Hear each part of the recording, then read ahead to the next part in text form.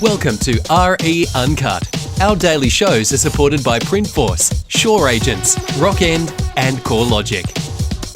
Welcome back. This is day 2 of my conversations with Daniel Argent from Urban X and how he came through the GFC and the great lessons we can learn from that we should be applying right now. Yesterday, we talked about Daniel's 21-20 strategy. Go back and have a listen to that if you missed it, because today I want to dig a little deeper into that, because it's great to have a strategy like that, but what happens on those really tough days? And believe me, there are a number of those days coming up for us. Daniel will share his experience with us in just a moment. Outsourcing will dramatically improve your productivity and profitability. Sure Agents have created a staffing solution to provide great staff who can perform duties in property management, sales, marketing and administration, and at a fraction of the cost, giving you and the team more time to spend on the dollar productive tasks. With rising costs and slowing revenue, the focus must be on value for money. Check it out, sureagents.com. Welcome back, and welcome once again to my special guest, Daniel Argent from Urban X. Daniel, yesterday you told us about your 21-20 strategy, which, well, just recap on that now, and then I want to ask you about the difficult days. How does it work? Well, 21-20 for me is just about making 20 connections every single day with the goal of booking one meeting every single day. And I know that if I do that every single weekday of every single month, I will book 20 meetings per month. And I knew that as long as I could get 20 meetings every single month, I could get 2 to 3 listings a month from those, as well as other activities like call-ins and referrals that should pull in another 1 or 2 listings a month. But that was my daily commitment that I could focus on, and it gave me something proactive to focus on every single day. Yeah, I love it. But there would be days, well, just the sheer number of calls you got to make. I would imagine you get 20 connections. You'd have to make at least 50 phone calls. What happens phone call after phone call after phone call when they just don't want to talk to you? How do you work through that? Yeah, I worked through it a number of different ways. So I guess the first way is that I knew what my ratio was. And I think it's important to know that. Like, it only hurts if you don't know or if you take it personally. I knew that I needed at least 60 phone numbers before I'd get 20 people to answer the phone. Like, that just kind of became a fact. So then you don't get dismayed when 40 people don't answer the phone. You already expect that. I knew that out of the 20 people that I did speak to, 19 would say no, not interested. And because my goal was only to get 1 a day, because that's about what I could get. So when you know your numbers, it really stops you from getting disheartened about the whole thing. I would just commit every day to making my 60 calls, connecting with 20 people, and I would expect 19 to say no. And I actually had like a little internal celebration every time someone said no, because I knew that they were one of my 19 that I needed to say no before one would say yes. Now, look, some days call number 1 would be a yes, and then you get 19 no's after that. Sometimes it wouldn't be until you made call number 20. And there were plenty of days where I'd sit there, Kevin, I'd made 59 phone calls. I had 19 no's, and I just thought, F this. I self-bloopered there. But I would make the last call, and that would be my yes, and I would get my one yes for the day. So I just knew what my numbers were, and I wouldn't get disheartened by it. But I had to do 2 other things, Kevin, and I guess this is really what today's about. Number 1, I had to manage my mindset. Like, if you can't already hear, like, I had to be so incredibly resilient. So I put in place a whole heap of measures for me to be resilient. And that would be like every morning I'd get up, I wouldn't check my phone. I mean, there's nothing but bad news anyway. So I would get up, I would read. I'd have great books and I'd read. I'd meditate for 10 minutes. I'd go out and exercise. I had a gratitude journal. I still do. I write in it every single morning 3 things that I'm grateful for. And at the end of every day before I go to bed, I write down 3 amazing things that happened that day. And even on, crappy days, there's still going to be 3 amazing things that happened. And so, I had to manage my mindset. So that's number 1. And then number 2 was goals. And really that's what we're talking about today is I needed to have great goals that drove me and kept me accountable. And so I kind of broke that down into small, medium, and large goals. And so a small goal would be something as simple as this.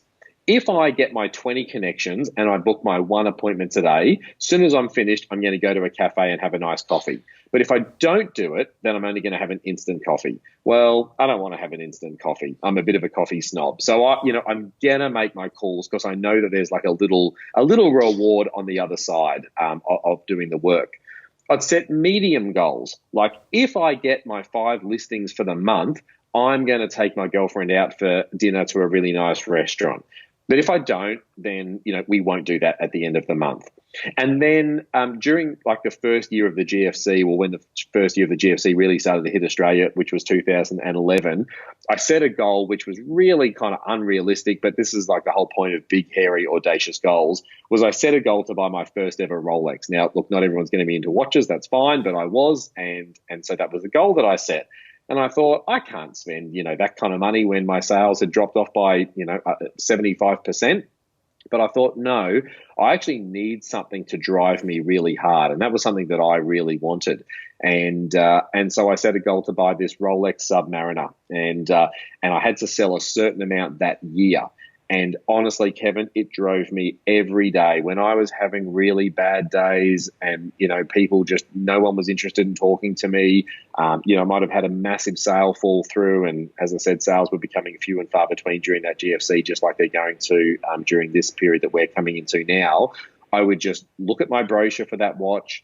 I'd watch this little online video that they had on the Rolex website about the watch.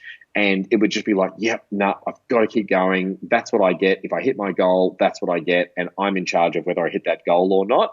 And so I just really broke things up into small, medium, and large goals. And there were more goals than that, but they're the ones that I just wanted to touch on today. And they drove me. And so I think it's really important, Kevin, that we manage our mindset and we set goals. And that's how, even on days when you just do not feel like making your 20 connections, you do it anyway. Okay, so you just so I understand, because it's very important that we don't take any shortcuts here, you've got to make 50 calls to make 20 connections to hopefully get one appointment. If you got to the stage where you'd made 30 calls and you probably had 10 connections and you actually did secure an appointment, would you stop, or would you keep going until you got to 20? What was the goal? It's a great question. The goal was that was the minimum. I should really say that was the minimum. And so, yeah, look, sometimes you'd make 3 calls and you'd get a meeting and you thought, oh, shit, that was great. But you wouldn't stop, because there would honestly be days where you wouldn't. There would be days where you would make 20 connections and 50 calls, 20 connections and get 0 appointments. And there were just days like that. But I just averaged it out over the week. Over the week, I needed to make sure that I got 5. So you could honestly have a day where you'd book 3 meetings. But then you could have 2 days where you book none. It didn't matter as long as over the course of the week, and that's why it's 21-20, because I had to make 20 connections a day with a view of booking 1 meeting a day. And if I did that every day, I could get 20 meetings a month. As long as I was getting 20 meetings a month, that's all that mattered. Because out of getting in front of 20 people, eyeball to eyeball, I could get 2 or 3 listings every month. And so really it did average out. No, I would not stop is the answer to your question. Daniel, let me ask you then, as you did this, you kept doing it every day. I assume you got better at it. You became more positive. Were you able to secure more appointments because you were doing it more regularly? Oh, 100%. And, like you touched on it before, Kevin, I was one of the few that was doing it. I would honestly talk to people during that period, and they would be on the market and they would say to me, Dan, we hear from you more than we hear from our agent. What kind of position do you think that puts me in? I'm just there to literally pick up the pieces and take on board that listing.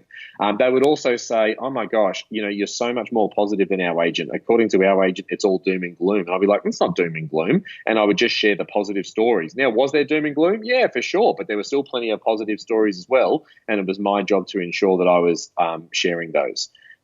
Okay, there were 2 things that you've identified that we want to talk about tomorrow that you really had to sharpen up on, and I assume these happened after you started to get your appointment. So what were those areas? That's exactly what we're going to talk to Daniel about tomorrow when he comes back. Daniel Argent from Urban X, thanks for your time. Loving the series, my friend. Thank you. Thanks, Kevin. Thanks for your work.